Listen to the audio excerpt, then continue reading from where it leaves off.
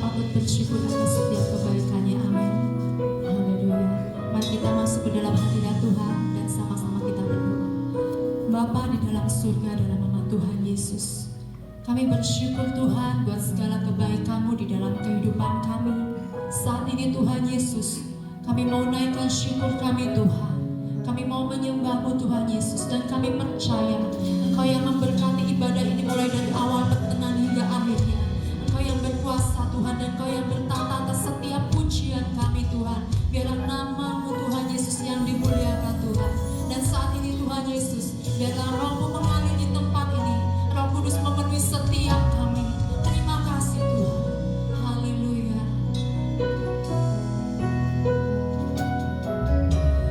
Roh Kudus hadir di sini, pribadi yang menang.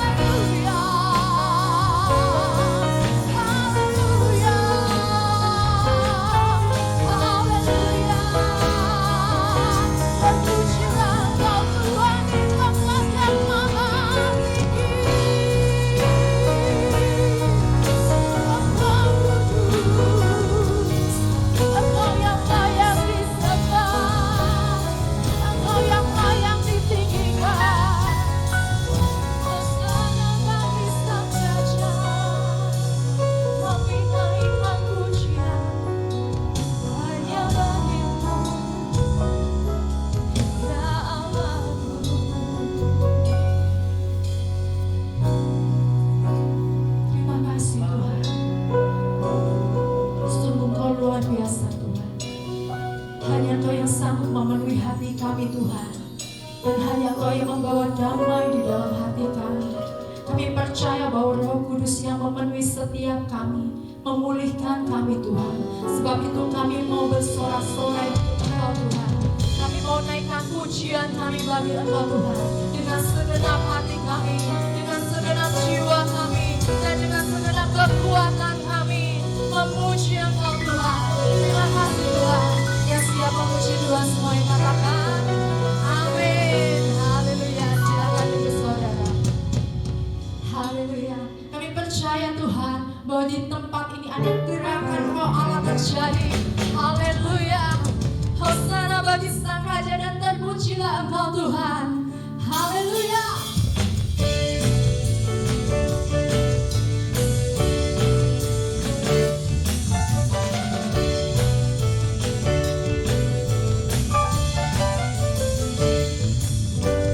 Ada gerakan Roh Allah di sini. Amin. Ada gerakan Roh Allah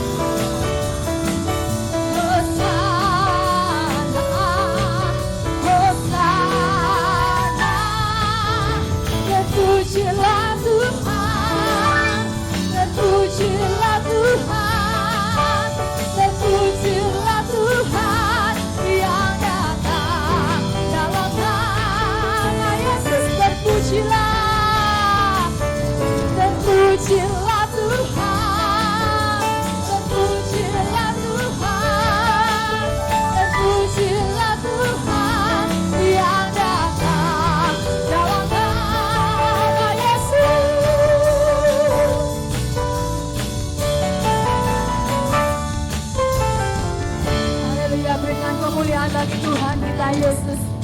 Haleluya. Kami percaya Roh Kudus hadir di tempat ini, membakar setiap kami Tuhan, sebab kuasa-Mu mengalir. Haleluya. Jiwa kami bebas terlepas Tuhan, oleh karena kuasa-Mu. Oh, haleluya. Jiwa bebas terlepas, kuasa maut telah terhempas. Nama Yesus pemenang, nama Yesus jawaban. Hilang katakan berhenti, berlari sampai akhir. Surga tinggi namanya, surga ajaib namanya. Roh Kudus membakar setiap kami,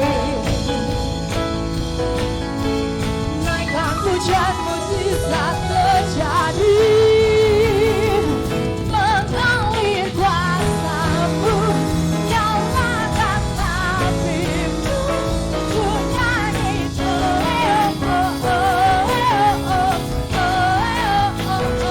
tercurah kuasa-Mu, nyalakan api-Mu, ku nyanyi keajaiban terjadi. Haleluya. Langkah kami takkan pernah berhenti Tuhan, langkah takkan berhenti, berlari sampai akhir. Amin. Surga tinggi namanya, surga ajaib namanya. Roh Kudus membakar setiap kami. Amin. Naikkan hujan mujizat terjadi. Mengalir kuasa-Mu, nyalakan api-Mu, ku nyanyi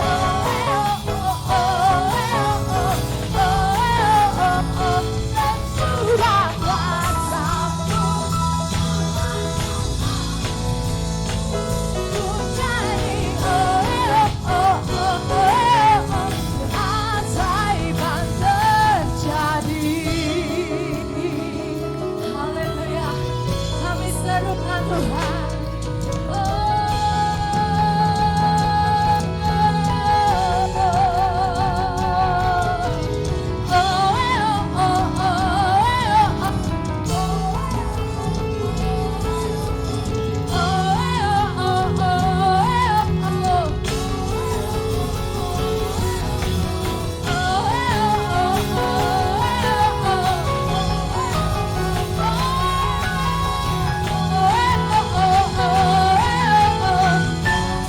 Mari semuanya bertepuk tangan untuk Tuhan.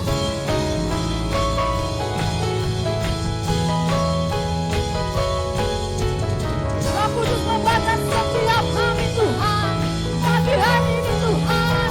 Oh haleluya.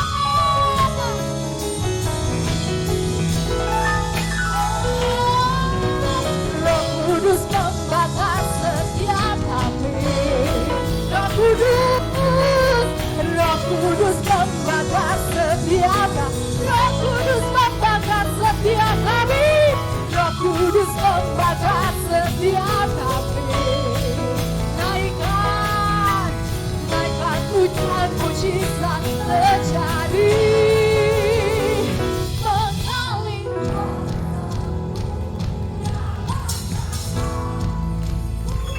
ku nyanyi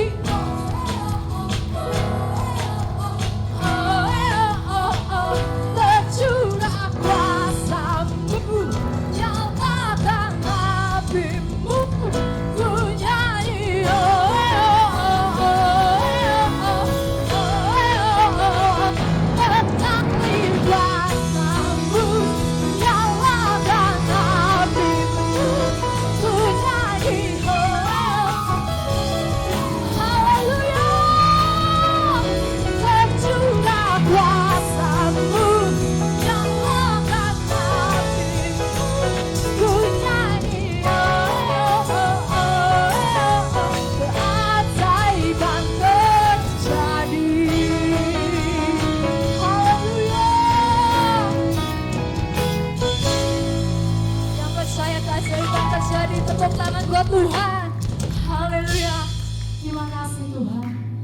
percaya Tuhan Yesus, keajaiban terjadi di dalam setiap kami Tuhan.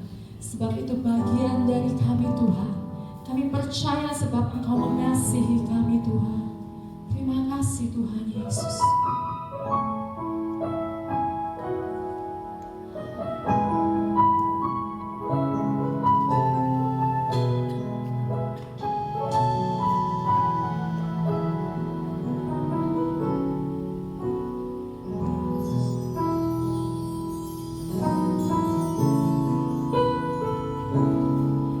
Ku buka hati untuk Roh-Mu Tuhan.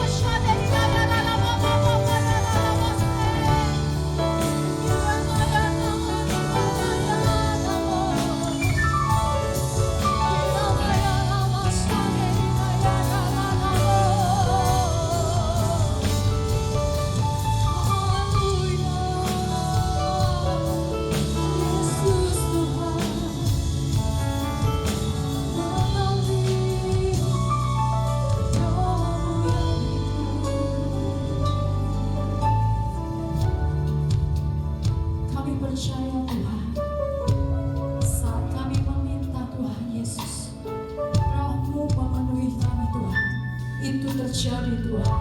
Sebab itu saat ini kami minta Tuhan, kami mengucapkan Tuhan, biarlah Roh-Mu memenuhi kami Tuhan.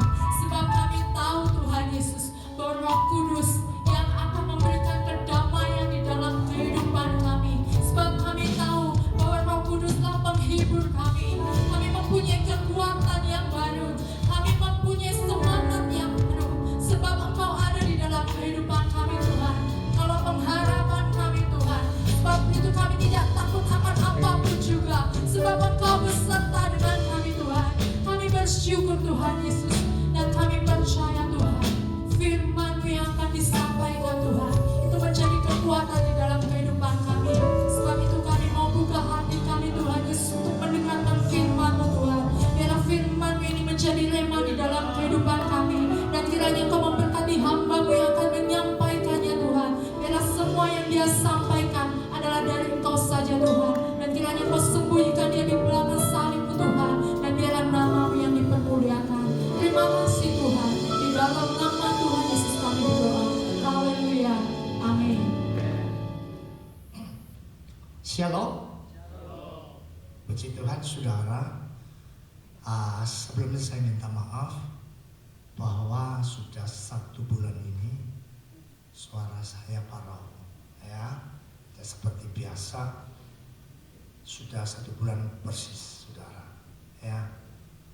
Namun yang saya harapkan dari saudara, jangan melihat suara saya, tapi dengar suara saya. Amin. Ya. Nah, kebetulan betul ya kalimat saya. Ya, enggak dengar, enggak lihat suara saya, dengar saja suara saya. Nah, pada pagi hari ini kita akan masuk di dalam pelajaran firman Tuhan tentang Pentakosta. Ya. Saya akan sampaikan dalam pelan-pelan sesuai kondisi. Ya, saya mudah-mudahan saya bisa selesaikan 30 menit ke depan. Ya, saudara dukung dalam doa. Karena ini bersifat pengajaran, saya tidak tergesa-gesa, namun saya akan lewati sesuai apa yang diberikan oleh pusat tentang tema Pentakosta. Saudara yang dikasihi Tuhan, tema kita menggelorakan karunia roh. Ya, menggelorakan karunia roh.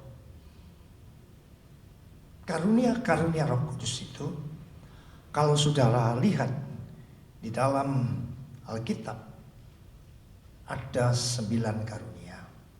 Dan lebih daripada itu, yang tidak tertulis sebetulnya banyak sekali karunia yang bisa didapatkan oleh gereja Tuhan, saudara dan saya. Ya, karena itu yang pokok saja. Dan pada pagi hari ini kita hanya belajar 3 dari 9 karunia itu, diringkas menjadi 3 yang tidak tertulis di dalam Alkitab. Nanti kita akan melihatnya. Menjadi pertanyaan kita hari-hari ini, hari Pentakosta, di mana banyak gereja, khususnya GPDI, sudah dahulu saya pernah juga ada di sana, seringkali adakan doa 10 malam, saudara. Dan tadi malam ada, mungkin yang terakhir, doa 10 malam, pencurahan Roh Kudus. Nah, menjadi pertanyaan kita, kapan sebenarnya terjadinya karunia-karunia roh ini yang tercurah bagi jemaatnya? Kita bisa lihat di dalam Kisah Para Rasul, saudara. Kapan awal terjadinya hal itu, saudara? Kapan itu terjadi? Dalam Kisah Para Rasul pasal 2 ayat 1 dikatakan, ketika tiba hari Pentakosta, semua orang percaya berkumpul di satu tempat. Itu ayatnya banyak sampai 9 ayat mungkin waktu itu ya.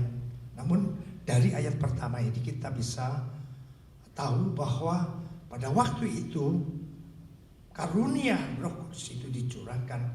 Inilah awal cikal bakal terjadinya karunia Roh itu tercurah, yaitu ketika hari Pentakosta semua orang percaya berkumpul di dalam satu tempat. Sama seperti ini saudara. Saudara sedang berkumpul ini ya. Dikisahkan, ditulis, dicatat dalam Alkitab. Pada waktu rasul-rasul itu berkumpul dalam satu rumah dan orang percaya, tiba-tiba tertulis di Alkitab ada lidah-lidah seperti api ya, yang bertebaran di antara mereka yang ada di dalam rumah itu. Seperti ini saudara. Tiba-tiba saudara terdengar suara tiupan seperti angin yang keras, dan masuklah lidah-lidah seperti nyala api itu ke dalam dan hinggap di tiap-tiap orang yang di dalamnya duduk. Nah, pada waktu itulah awal terjadinya mereka menerima karunia Roh Kudus, saudara. Nah, saudara yang dikasihi Tuhan, karunia itu apa, saudaraku? Karunia itu adalah dalam dunia sekuler, saudara, kita mengenal dalam pemerintahan ada seseorang dikaruniai oleh karena jasa dan kebaikan apa yang dilakukannya, menerima mungkin bintang Mahaputra terbaik dari bangsa ini, dan seringkali diberikan oleh presiden atau lencana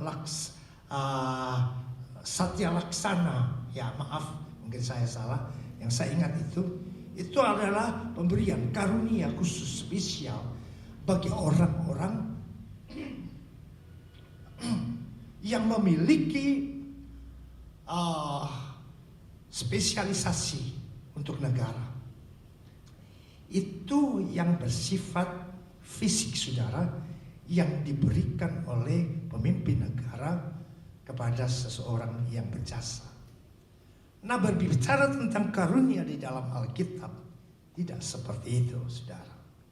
Tertulis karunia itu adalah dalam teologi Kristen, karunia itu atau karisma itu merupakan anugerah spiritual. Jadi bukan kalung, saudara, bukan medali penghargaan dari presiden, tapi kita dapatkan dari raja di atas segala raja. Amin. Diberikan karunia Roh Kudus itu. Karunia ini anugerah spiritual, bukan bersifat jasmani. Mengapa demikian?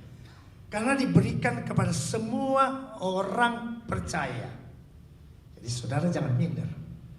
Kalau saudara orang percaya, percayalah bahwa sebenarnya saudara dapatkan hal itu. Hanya mungkin saudara tidak menyadari. Karena tertulis dalam Kisah Para Rasul itu bahwa karunia itu menurut teologi Kristen adalah istilah karunia merupakan anugerah spiritual diberikan kepada semua orang percaya. Saudara dan saya, untuk apa? Nah, saudara, kalau di dalam dunia sekuler pemerintahan, penghargaan itu karena jasa mereka. Namun saudara dan percaya diberikan itu bukan untuk sosokan.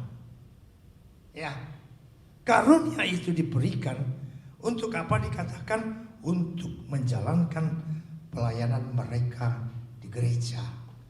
Artinya, kalau saudara, saya katakan bahwa sebenarnya semua saudara sudah dapatkan karunia itu, pakai itu untuk menjalankan pelayanan di dalam gereja. Amin. Nah, saudara yang dikasihi Tuhan, itulah karunia saudara. Yang dimaksud dengan karunia, kalau Tidak jalan? Ya. Nah, pertanyaannya, karunia apa saja saudara yang diberikan Kristus Tuhan itu bagi gerejanya? Karena pada waktu itu mereka yang berhimpun itu dari segala bangsa, dikatakan di bawah kolong langit ini.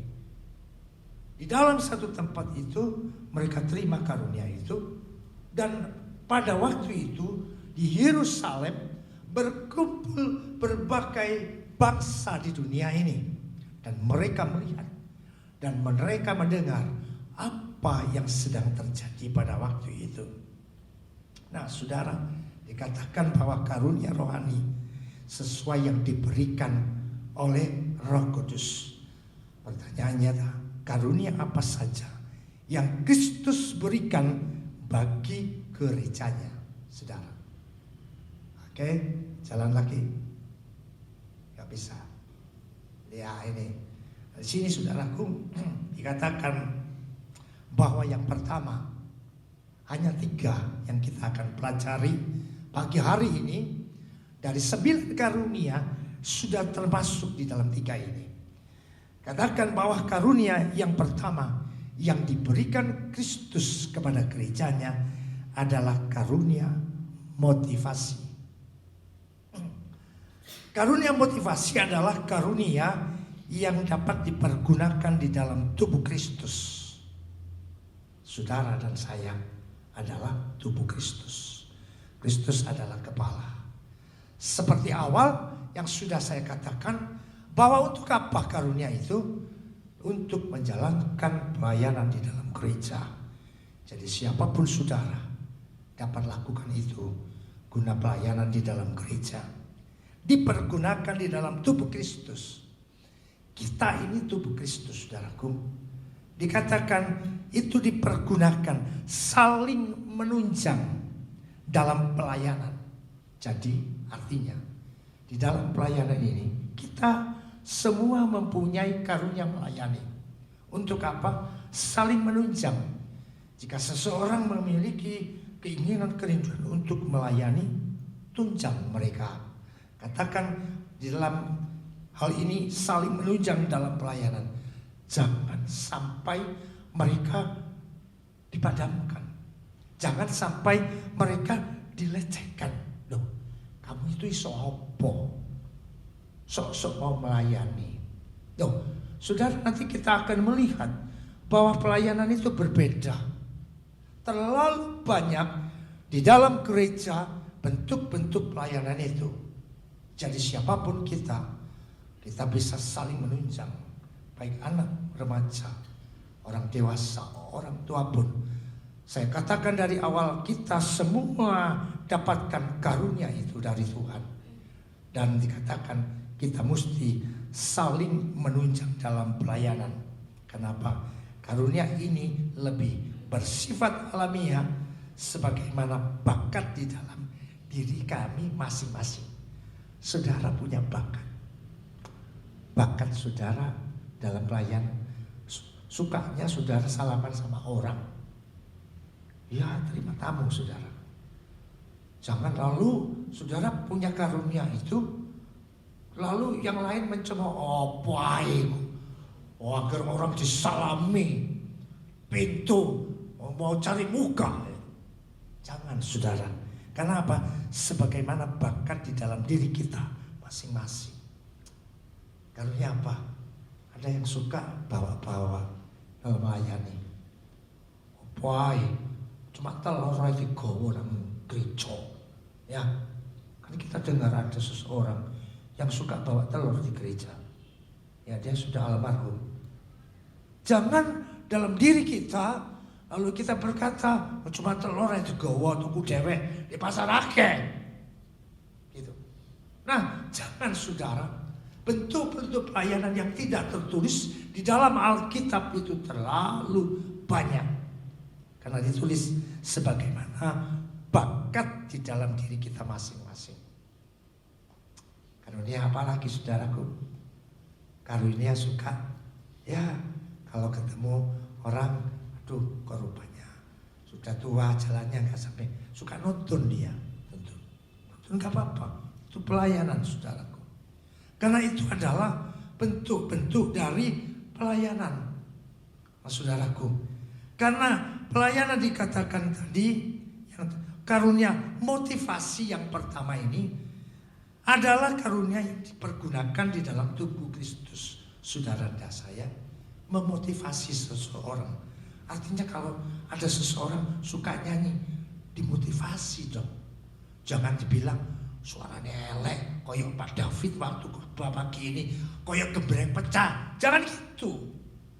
Saudara, siapa tahu dia akan jadi seorang pemuji, penyembah dengan suaranya yang khas.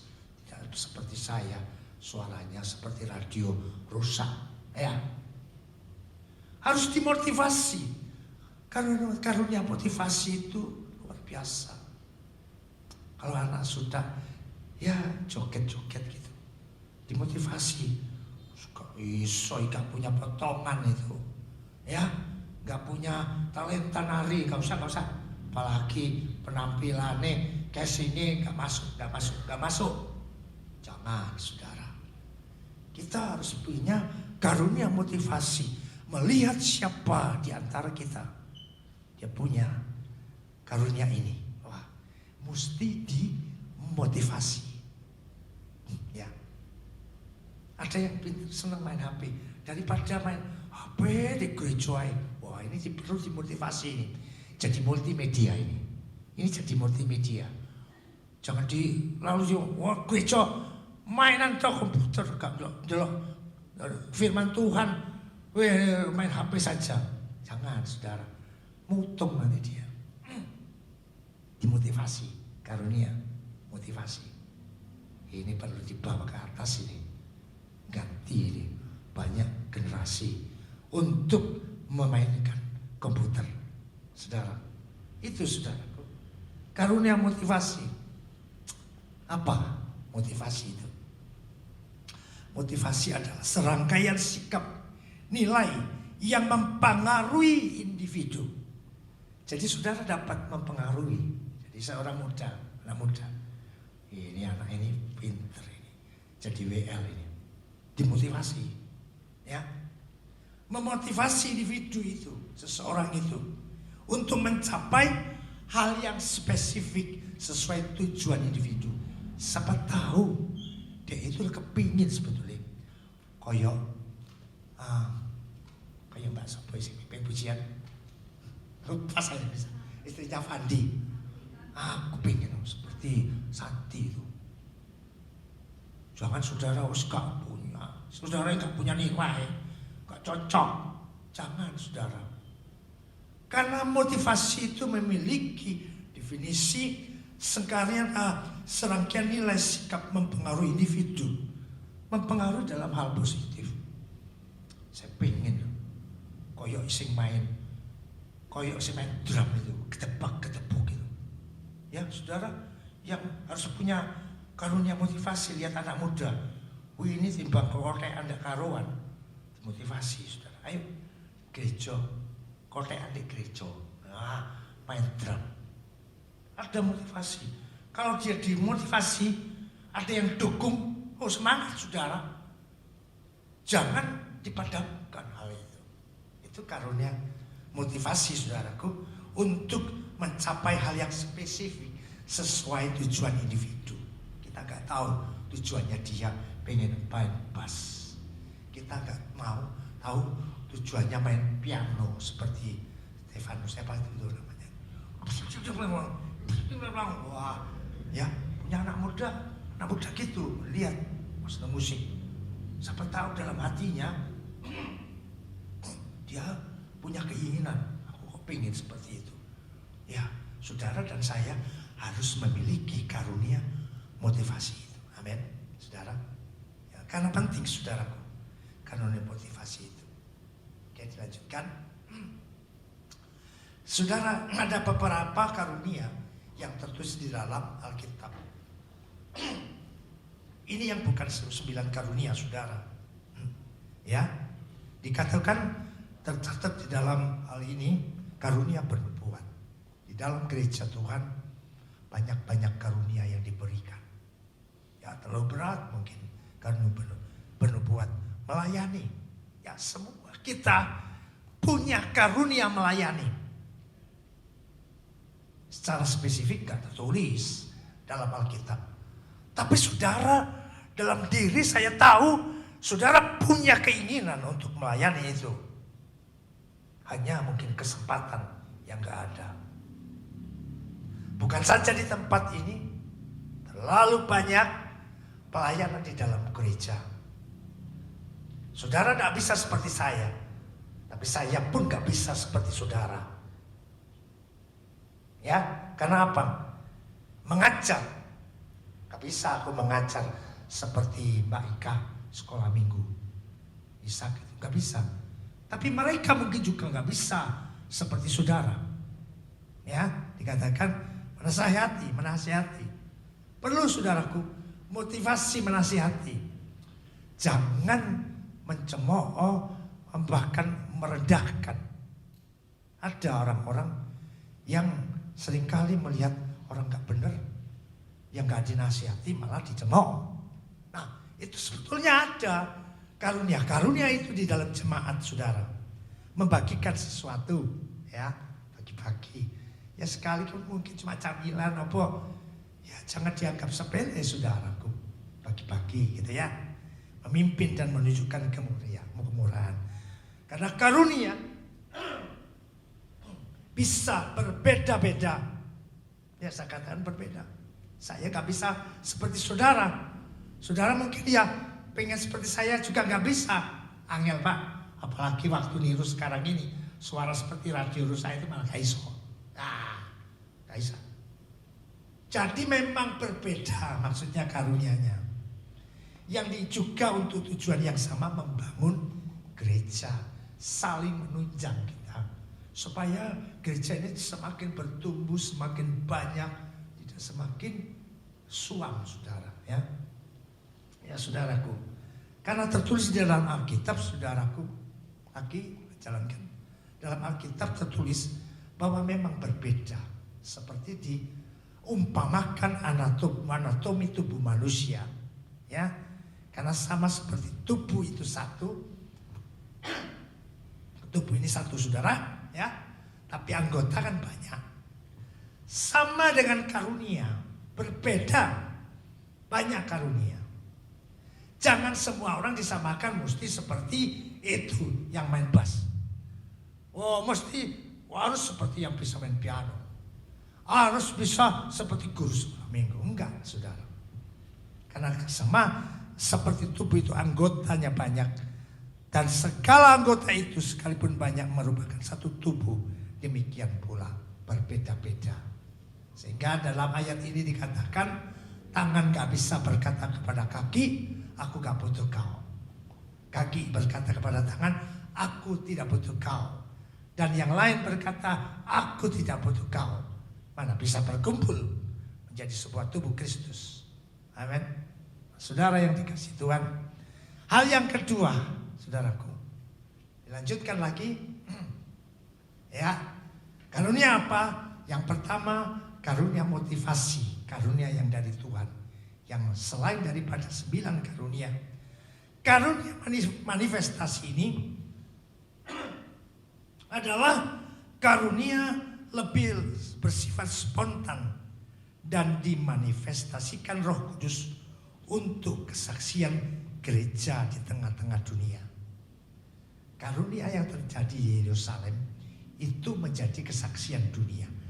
Karena pada waktu itu segala bangsa sedang berkumpul dan melihat rasul dan orang percaya ada di satu tempat, itu menjadi kesaksian banyak bangsa. Mereka terheran-heran saudaraku. Karena karunia manifestasi ini saudara. Oke, lanjut lagi. Karunia manifestasi ini apa saudaraku? Manifestasi merupakan perwujudan suatu pernyataan, perasaan atau pendapat, perwujudan dan bentuk dari sesuatu yang tak kelihatan. Saya tadi sudah katakan bahwa saudara tidak tahu bahwa dalam diri seseorang ada ada yang tak terwujud, yang saudara tidak lihat. Nah, itu perlu dimanifestasikan, dikeluarkan. Dengan apa? Dengan karunia yang pertama, karunia motivasi.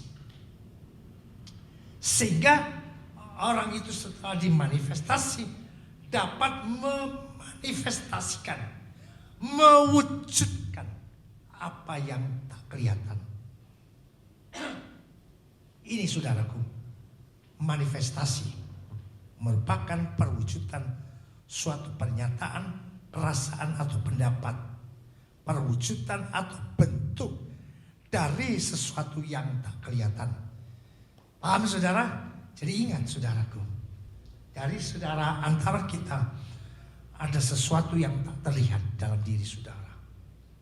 Itu perlu dimotivasi.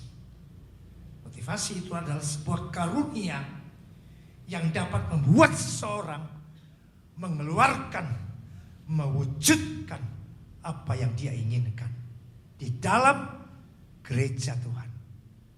Karena banyak pelayanan-pelayanan di dalam gereja yang perlu saling menunjang dan perlu dimotivasi dan perlu dimanifestasikan.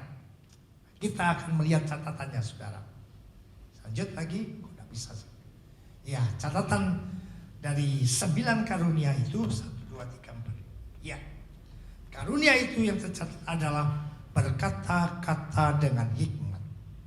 Ya, terus berkata-kata dengan pengetahuan, iman, menyembuhkan, mujizat, penubuat, membedakan roh, berbahasa lidah, menafsirkan bahasa lidah. Berkata-kata dengan lidah, berkata dengan hikmat. Saudara, kita majukan. Nah, ini saudara, berkata dengan hikmat saudara. Ini contohnya berkata-kata dengan hikmat. Amsal 25 ayat 11 tertulis seperti ini. Perkataan yang diucapkan tepat pada waktunya adalah seperti buah apel emas di pinggan perak. Ini adalah sebuah contoh perkataan yang pertama, karunia berkata-kata dengan hikmat. Maka tadi saya katakan bahwa perkataan ini perlu hikmat. Jangan gampang kita berkata kepada seseorang justru tidak membangun, tetapi menjatuhkan. Oleh sebab itu perlu katakan berkata-kata dengan hikmat. Itu yang pertama, berkata-kata dengan hikmat. Berkata dengan hikmat dikatakan adalah perkataan yang diucapkan tepat pada waktunya. Saudara memotivasi seseorang itu perlu waktu yang tepat. Jangan pada waktu kita berkumpul orang banyak lalu kita berkata-kata yang menyinggung dia didengar orang. Itu namanya gak punya hikmat. Kita ambil waktu yang tepat, ya, yang diucapkan tepat waktunya. Kita ambil waktu yang tepat, kita berdua bersama dia. Dia katakan, bro, kelihatannya kamu itu punya bakat ini loh. Yuk, ayo kita maju bersama yuk, supaya kamu dapat mewujudkan, memanifestasikan apa yang kau inginkan. Itu saudaraku, perkataan hikmat. Jangan sampai perkataan kita menyakitkan, apalagi di depan banyak orang. Ya saudara, ya, dikatakan adalah seperti buah apel emas di pinggan perak. Gambaran dari perkataan yang penuh hikmat adalah seperti buah apel emas. Apel, saudaraku, satu biji apel murah. Saudara beli di pasar murah, ya, gak punya nilai. Tapi Amsal ini berkata bahwa perkataan yang penuh hikmat itu seperti buah apel emas, bukan buah apel tok, buah apel emas. Emas kau segini, saudaraku.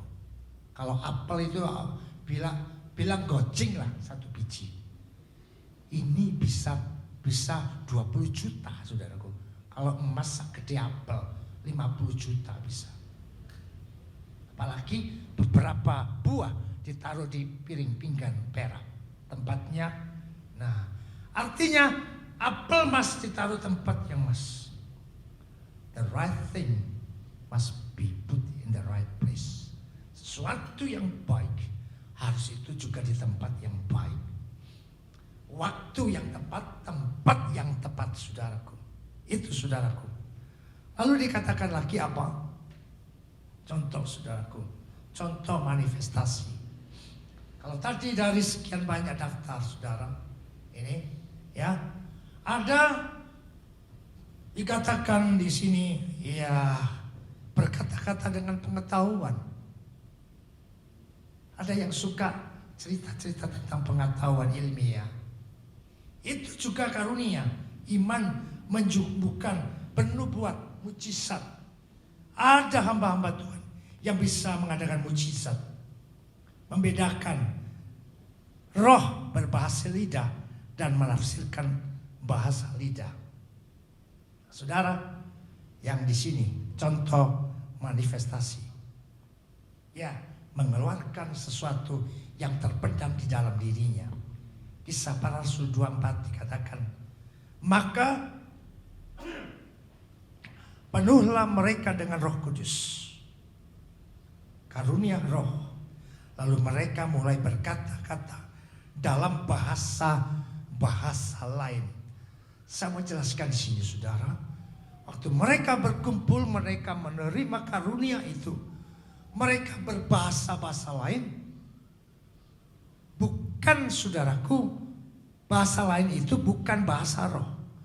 Bahasa lidah, mother tongue. Apa buktinya? Pada waktu mereka berkumpul, banyak orang melihat dari segala bangsa bahwa mereka sedang berbicara bahasa bangsaku. Ini yang membuat kesaksian, membuat heran. Orang Inggris kok bisa ngomong Madura? Orang Cina kok moro-moro bahasa Jepang? Itu karunia yang terjadi pada waktu Pentakosta itu. Saudaraku, penuh dengan Roh Kudus, lalu mereka berkata-kata dalam bahasa lain, seperti yang diberikan oleh Roh itu kepada mereka untuk menangatakannya. Ini yang membuat banyak bangsa takjub, karena mereka melihat karunia itu memberikan bahasa-bahasa lidah, bukan bahasa roh, saudara. Bahasa bangsa-bangsa, terbukti berbagai macam bangsa melihat, loh itu kan bahasaku, mereka bukan bangsa kita, kok bisa? Jadi terjadilah sebuah keajaiban, mujizat. Karunia-karunia roh itu memberikan hal itu. Pada waktu dulu, ada saudara saya dari gereja, sedang berdoa bahasa Jepang. Namun sayangnya saudaraku, tidak ada yang menafsirkan. Ada ibu-ibu bisa Chinese, padahal dia nggak bisa. Waktu berdoa, luar biasa lancarnya. Tapi saya nggak ada yang menerjemahkan. Pada waktu, oleh sebab itu dikatakan bahwa karunia itu ada menafsirkan bahasa lidah. Ya, katakan itu. Yang pertama, mesti ada yang menafsirkan bahasa lidah. Karena bahasa lidah itu karunia roh, saudara. Ya. Lalu dilanjutkan, saudaraku. Kita sudah tahu bahwa Roh Kudus itu berkata-kata, memberikan karunia berkata-kata dengan bahasa lain, saudaraku. Nah, konkretnya seperti ini. 1 Korintus 14 ayat 4. Siapa yang berkata-kata dengan bahasa roh, ia membangun dirinya sendiri. Tetapi siapa yang bernubuat, ia membangun jemaat. Yang saya mau jelaskan begini. Yang berkata-kata dengan bahasa roh itu beda dengan bahasa lidah. Bahasa lidah itu yang terjadi pada waktu Pentakosta. Buktinya segala bangsa mengetahui mereka bicara bahasaku. Itu bahasa lidah, karunia roh. Tapi bahasa roh adalah bahasa yang dikatakan dengan bahasa roh yang membangun diri sendiri. Karena ayat lain berkata, karena tak seorang pun mengerti. Itu bahasa roh. Saudaraku, tahun 70-80-an saya ada di wilayah ini. Bahasa roh, tak seorang pun mengerti, karena itu membangun diri sendiri.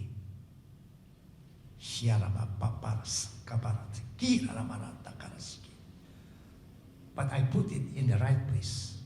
Apakah saya padamkan? Tidak. Karena itu adalah membangun diri sendiri. Saya taruh di tempat yang tepat. Saya bisa berlama-lama. Waktu saya di kamar, saya bisa berlama-lama akrab. Berbahasa roh itu. Seorang mengerti. Tapi itu bangun diri saya sendiri. Tetapi bahasa lidah dikatakan dia bernubuat, itu dikatakan apa? Membangun jemaat.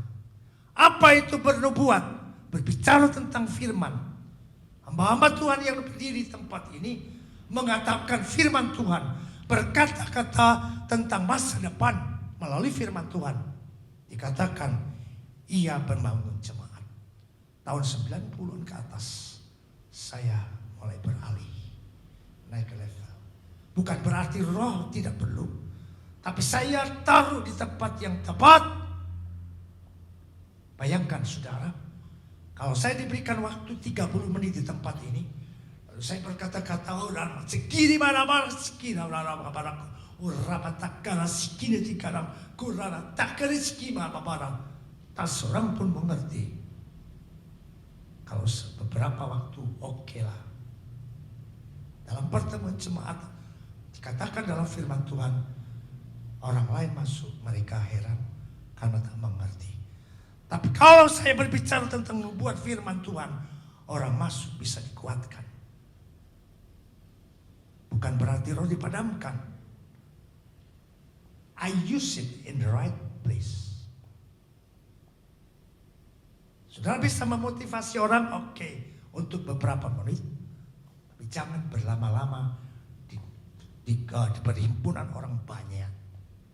Ya, paham? Itu yang saya alami. Yang saya dapatkan dari firman Tuhan. Siapa yang berkata-kata dengan bahasa roh, ia membangun dirinya sendiri. Saya terbangun waktu saya berlama-lama di dalam tempat yang seorang diri saya.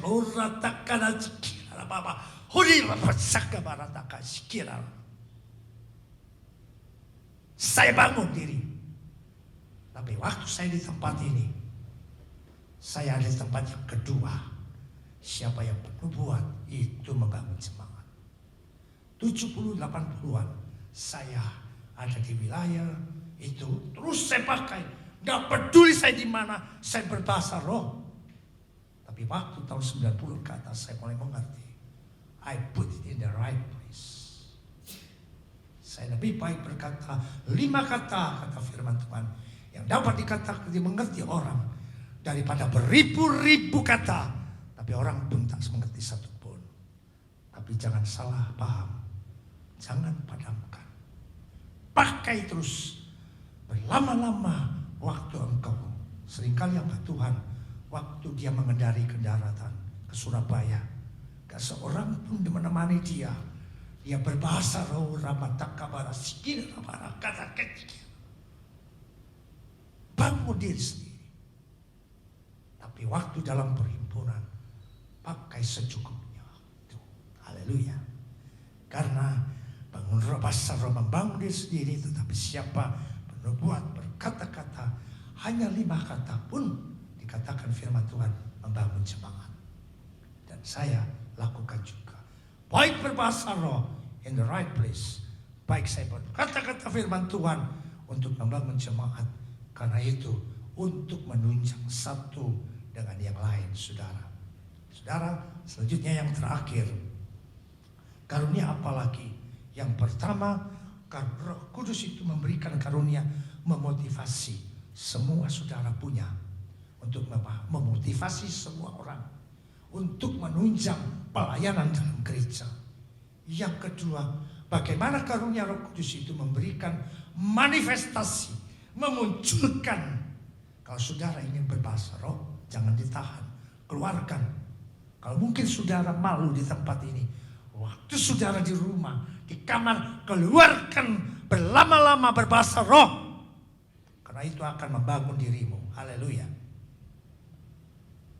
Kalau di sini saudara bisa bahwa mereka memberikan example, tapi bukan showing, bukan instruct. Saudaraku, hal yang ketiga, karunia pelayanan jawatan. Nah, pelayanan jawatan ini saudaraku, dalam gereja ada itu nubuatan. Hamba Tuhan sering menyampaikan sesuatu yang akan terjadi. Pelayanan itu hamba Tuhan, gembala, melayani domba-domba, orang-orang percaya.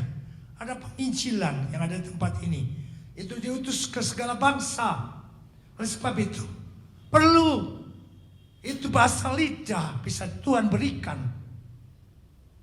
Saya ingat Ibu Sulaiman, seringkali dia bisa ke Italia, ke Jepang, ke China. Dia adalah seseorang yang dipakai penginjilan untuk segala bangsa. Diutus, gak semua. Saya gak bisa seperti dia. Dia juga kan gak bisa seperti saudara dalam melayani, menunjang, membangun tubuh Kristus ini. Haleluya. Dan pengajaran, mengajar seperti Pak Isa, Pak Ika, guru sekolah minggu. Gak bisa saya sama anak-anak itu saudara. Ya, itu. Dan siapa saja yang menerima pejawatan itu, ada nabi, rasul, gembala, itu yang dikatakan melayani, mengajar, ya, menyampaikan firman di dalam pengajaran, dan disiapkan untuk melayani gerejanya. Itu intinya. Siapa gerejanya? Itu yang menjadi pertanyaan saudara dan saya. Siapa gereja? Bukan kita melayani gedung ini. Gereja dikatakan adalah orang-orang yang telah dipanggil keluar dari dunia. Itu gereja saudara. Saudara dan saya adalah gereja Tuhan, bukan gedungnya. Yang dikatakan dipanggil keluar dari dunia. Loh, saya kan masih nginjak bumi, Pak. Kok dipanggil keluar? Kan artinya game over, dead, mati. Oh enggak, saudaraku. Artinya saudara terpanggil keluar dari dunia, dari sistem dunia ini. Sistem dunia ini menghalalkan segala cara berkelimang dengan dosa, baik di dalam kehidupan sehari-hari maupun dalam pekerjaan. Kita bisa menghalalkan segala cara. Maksudnya gereja ini dipanggil keluar dari sistem itu. Saudara, itu gereja saudara. Dan karunia itu diberikan untuk gereja Tuhan, saudara dan saya. Ya, katakan, ya, dikatakan untuk melayani gereja Tuhan, melayani gerejanya, saudara. Ya, nah gereja itu saudara dan saya yang dikeluarkan dari sistem dunia ini, sehingga saudara masih tetap seperti manusia apa adanya, gak berubah saudaraku, gak jadi aneh. Dulu elek kok jadi ganteng saya karena gak saudara, tetap apa adanya. Dulu seperti ini ya seperti ini. Tapi sistem dunia itu saya sudah tidak ikut.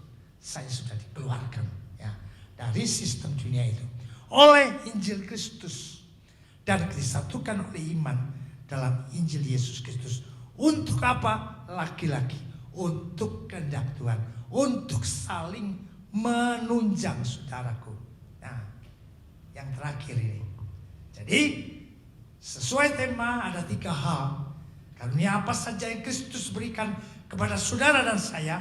Pertama, karunia motivasi. Saudara harus dapat memotivasi jemaat yang lain. Punya karunia apa? Dimotivasi. Ya. Yang kedua, karunia manifestasi. Kalau saudara merasakan sesuatu yang saudara ingin wujudkan, manifestasikan. Ya, contoh sudah hamba Tuhan bilang yang bisa berbahasa roh, coba keluarkan, jangan ditahan, keluarkan. Malu banyak orang. Praktek di rumah. Kamar. Kalau dulu saya benar-benar gak peduli 5 tahun, 2 tahun, tahun itu, wah wes karena lagi berapi-apinya di mana saja gitu. Ya, karena gereja dekat dengan rumah saya waktu di Serono, almarhum Berti Sulaiman. Ya, itu ada namanya Bapak Pendeta Benyamin siapa itu memotivasi. Waduh, saya berapa tahun itu, terus saya berubah. Tahu, I put it in the right place. Karunia jawatan pelayanan, ya saudara punya pelayanan apa? Karunia apa? Lakukan, saudaraku. Karena itu karunia roh yang diberikan pada waktu di Yerusalem itu terjadi Pentakosta. Orang berkumpul bisa berbahasa lidah. Bangsa-bangsa lain, bahasa Jepang, bahasa macam Eropa, Prancis, apa? Itu karunia bahasa lidah. Nah saudara, punya itu semua, ya. Karunia jawatan pelayanan, layani. Nah yang terakhir, terus gelorakan karunia roh guna saling menunjang pelayanan. Amin. Nah saudaraku, saya kira pengajaran ini ada kurang lebihnya. Saya tahu saudara lebih tahu. Saudara baca itu 1 Korintus 14 semua, saudara akan tahu karunia roh itu. Lalu ya puji Tuhan. Silakan saudaraku pemain musik maju ke depan. Puji Tuhan, saya dapat selesaikan sampai akhir. Ya, Tuhan dipermuliakan, saudara dibangun, saling tunjang melayani. Kita nyanyikan pujian yang terakhir tadi, Roh Kudus apa tadi? Ya, kita nyanyikan pujian. Terus kau hadir di sini ya. Haleluya. Terima kasih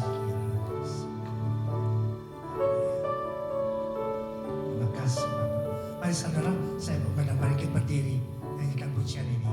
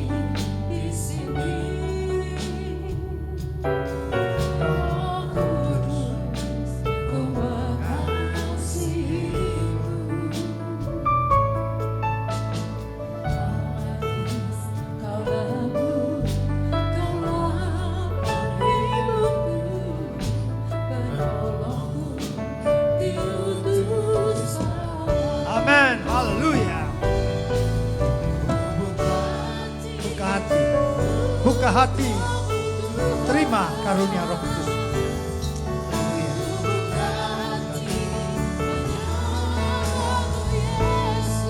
Oh, haleluya.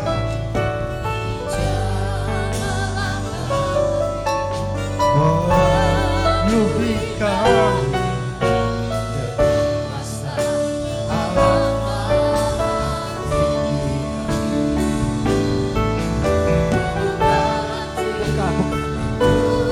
Buka hatimu.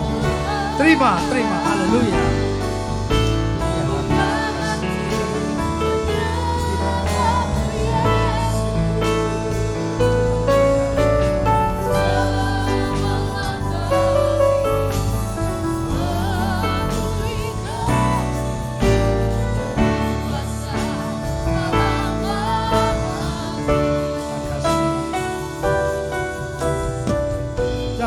Bawa kami,